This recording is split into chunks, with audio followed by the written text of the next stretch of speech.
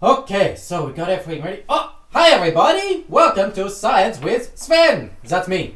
So good to see you so we can learn about the world that God has made.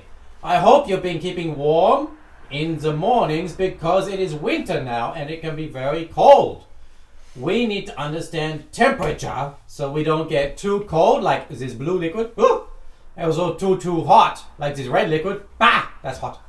We want to be just like this green liquid, just right. It's the Goldilocks temperature, just right.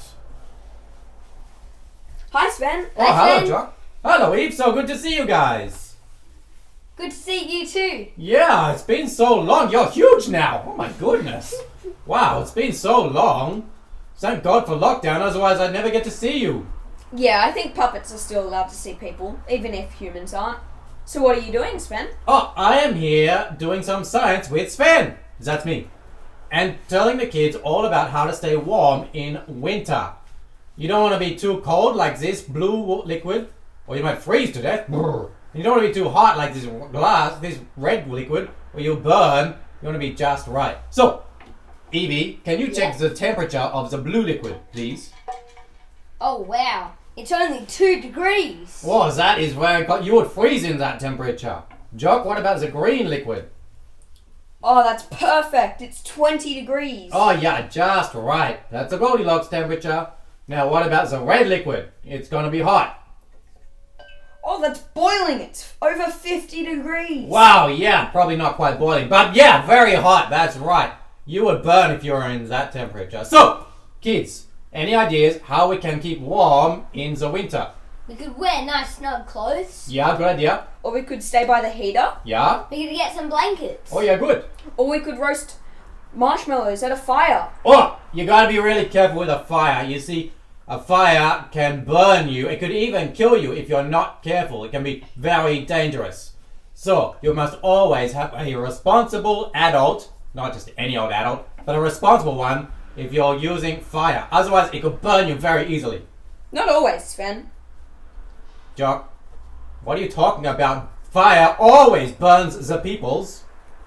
Let me tell you about a story that happened 600 years before Jesus. Well, okay, that's a long time ago, but okay.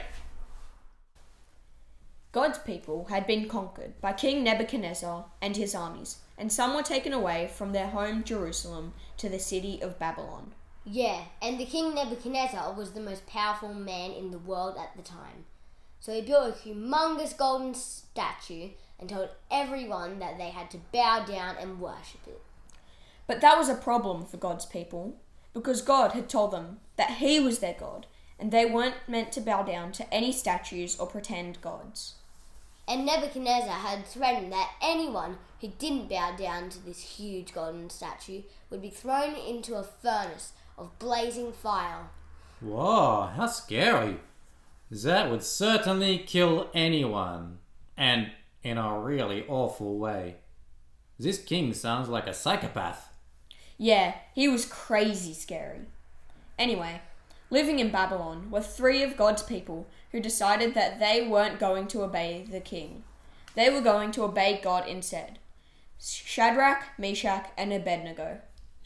What, me, who, and Abed the what the? Let's just call them Shazza, Mazza, and Abe. Okay, alright. Shazza, Mazza, and Abe. What happened to these 3 if they disobeyed the king? Well, they were brought before the king, and he told them if they didn't worship the statue, he would have them thrown into a fiery furnace. And this is what they said to the king: If the God we serve exists, he can rescue us from the furnace of the blazing fire, and he can rescue us from the power of you, the king. But even if he does not rescue us, we want you as king to know that we will not serve your gods or worship the gold statue you set up. Whew. Those guys are pretty courageous. Dead meat, but pretty courageous. You would think they would be dead, but something amazing happened. The king was so angry, he ordered the furnace to be heated up even more than usual, so that it was 7 times as hot. It was so hot that it even killed the soldiers who were holding Shazza, Mazza, and Abe. Yeah, well, unfortunately for them, that's science.